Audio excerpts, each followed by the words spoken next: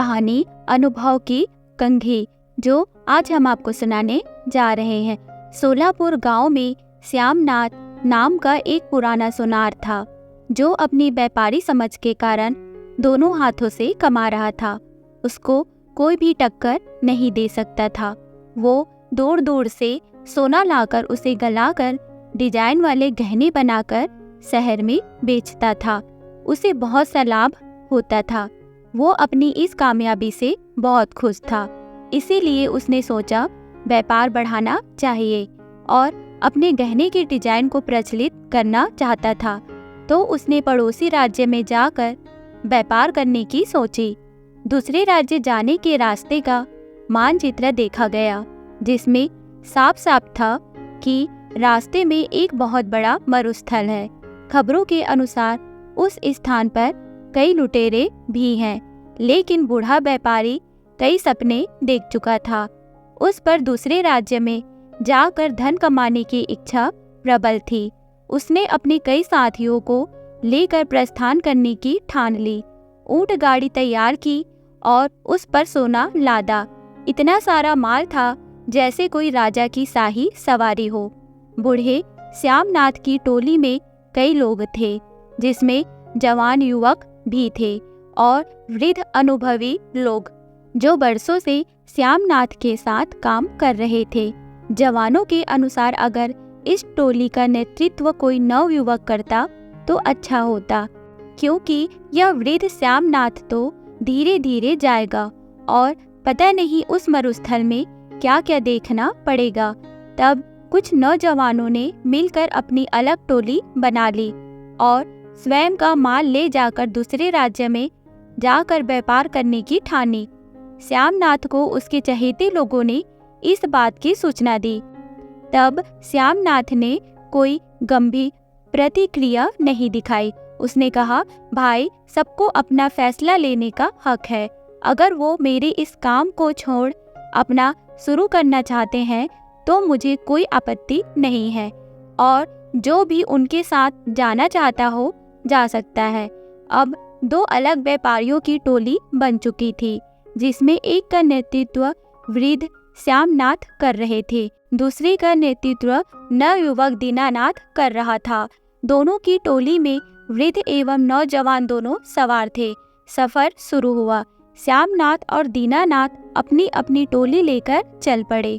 थोड़ी दूर सब साथ साथ ही चल रहे थे कि जवानों की टोली तेजी से आगे निकल पड़ी और श्यामनाथ और उनके साथी पीछे रह गए।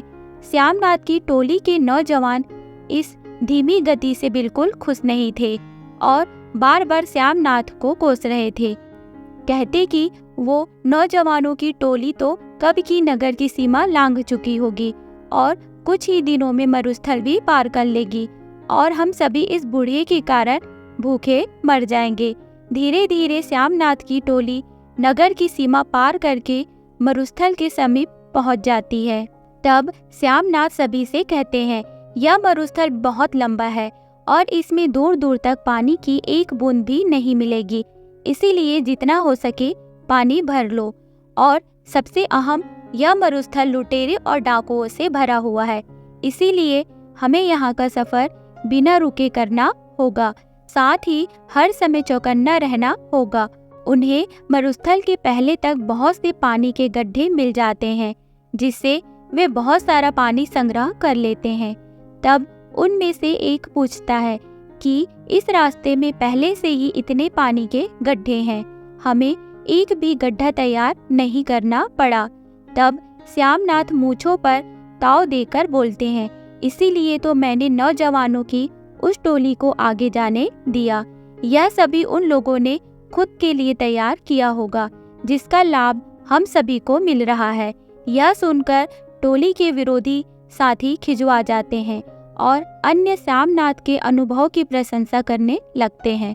सभी श्यामनाथ के कहे अनुसार बंदोबस्त करके और आराम करके आगे बढ़ते हैं।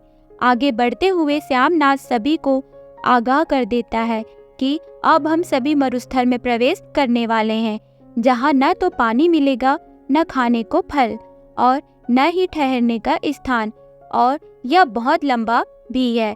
हमें कई दिन भी लग सकते हैं। सभी श्यामनाथ की बात में हामी मिलाते हुए उसके पीछे हो लेते हैं। अब वे सभी मरुस्थल में प्रवेश कर चुके थे, जहाँ बहुत गर्मी थी, जैसे अलाव लिए चल रहे हो।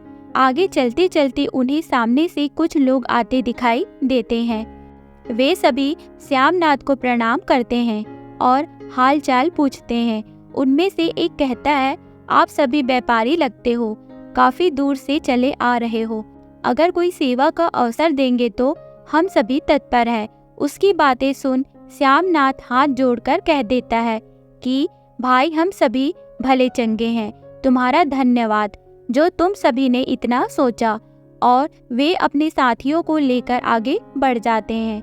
आगे बढ़ते ही टोली के कुछ नवयुवक फिर से श्यामनाथ को कोसने लगते हैं कि जब वे लोग हमारी सहायता कर रहे हैं तो इस वृद्ध श्यामनाथ को क्या परेशानी है। कुछ दूर चलने के बाद फिर से कुछ लोग सामने आते दिखाई देते हैं, जिनके वस्त्र मिले थे, और वे श्यामनाथ और उसके साथियों को कहते हैं कि आप सभी राहीगर लगते हो और इस मरुस्थल के सफर से थके लग रहे हो। अगर आप चाहो तो हम आपको पास के एक जंगल में ले चलते हैं, जहाँ बहुत पानी और खाने को फल है।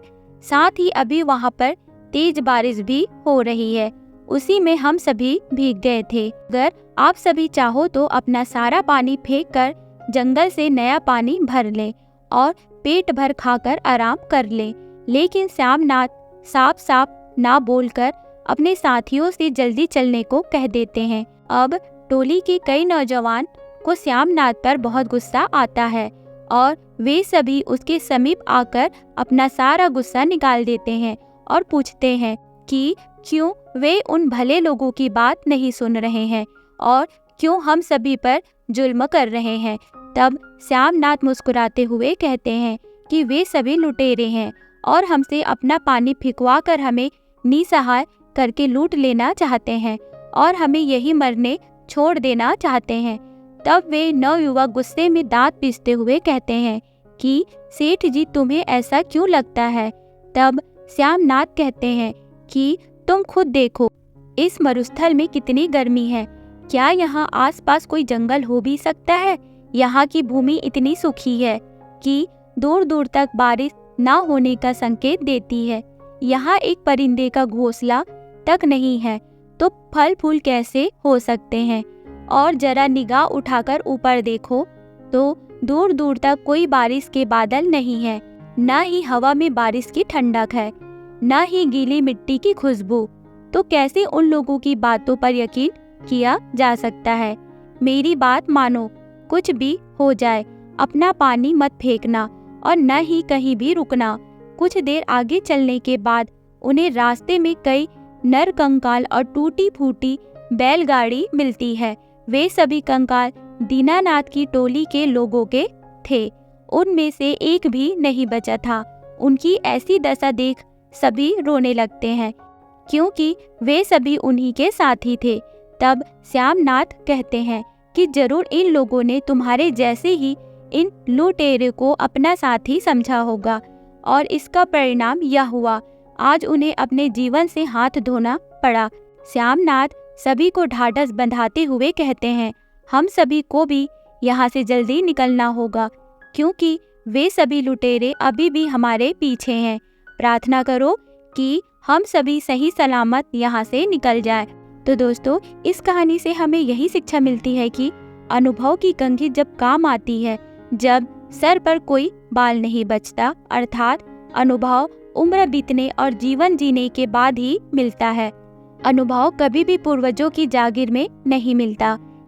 जैसे इस कहानी में नौजवानों में जोश तो था, लेकिन अनुभव की कंघी नहीं थी, जो कि श्यामनाथ के पास थी, जिसका उसने सही समय पर इस्तेमाल किया और विपत्ति से सभी को निकाल कर ले गया।